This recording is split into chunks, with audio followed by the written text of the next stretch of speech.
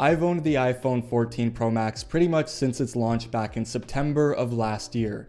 Since then, I've used and played around with other various smartphones, some in which I believe to far exceed the iPhone in terms of its capabilities. Though I wanted to revisit it in a video because if I'm being honest, my experience with the iPhone hasn't been great, and when it comes to the creator landscape, it seems like others are in the same boat as me. My first iPhone was the iPhone 4S.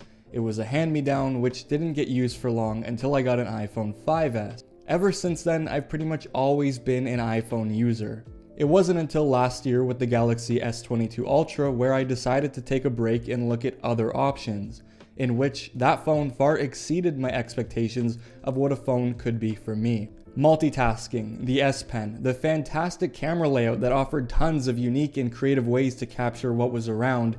It just had lots of stuff that I couldn't get on my beloved iPhone at the time.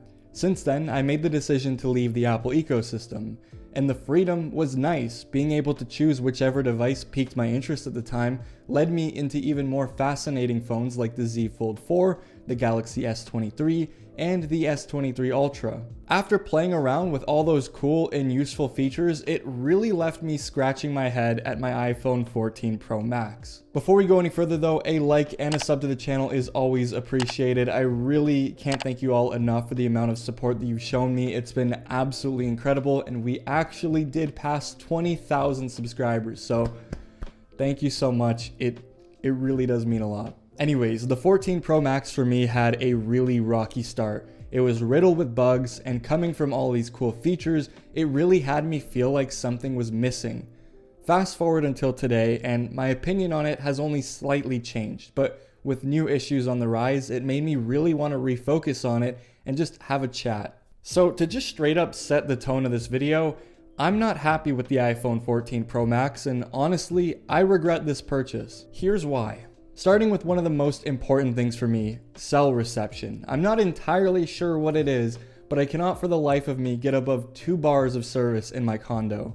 I've used the phone with a 5G SIM and an LTE SIM from 2 different carriers here in Canada, and for the most part, I'm still sitting on 1 bar with almost no service. This is a problem that I thought would get better over time, but it seems to me that this is just simply a hardware fault, either with the location of the 5G modem or the modem itself. It's infuriating waiting for a call back from the doctor's office, just having to take a full sprint to the balcony to make sure the call doesn't drop. And that's if the phone call reaches me in the first place, because where I record these videos in this office, I barely ever have any reception. You could chalk it up to just terrible building design, which I would agree with if I just hadn't used any other devices. The Fold 4, the S23 Ultra, hell, even the Pixel 7 Pro didn't have any of these issues for me in this space. This all may sound like one huge nitpick, but the reality is I've missed so many important calls and have had to reschedule phone appointments just because of this.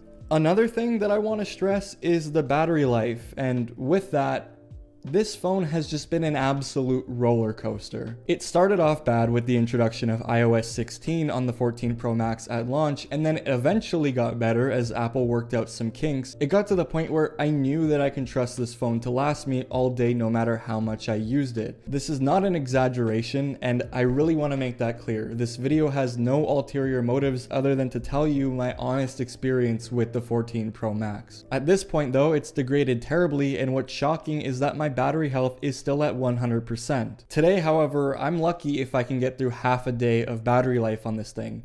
The other week, I sat outside the mall for about 15 minutes contemplating a purchase, and the phone degraded 15% in that time. It's gotten to the point where I've had to carry around my portable charger, and since I know some people are gonna ask, it's the SharGeek Storm 2, which you've probably seen Marquez feature before, but it's an absolute beast. Though in all seriousness, if I didn't have this on me, I don't know how much I'd be trusting being out of the house for extended periods if I were just to take my iPhone. It's not the most confidence-inspiring thing, especially since we've all gotten used to Apple being the #1 when it comes to battery performance, but sadly, at least in my case, this just isn't true.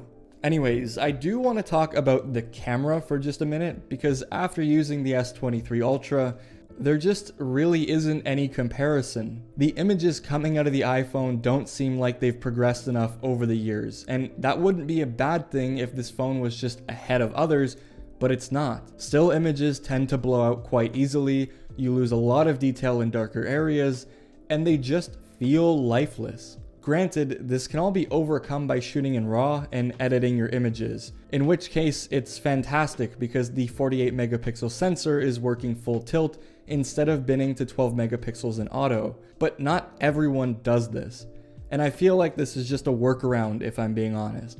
This sucks, especially considering devices like the Pixel 7 Pro and hell, even the Pixel 7a are pumping out beautiful photos straight out of camera ready to share on social media. And the Pixel 7a is only $500. I will give the iPhone the layup when it comes to video quality though. It isn't 8K 30 FPS like the Galaxy S23 Ultra, but what you are getting is a really nice, smooth, and not artificially compressed image.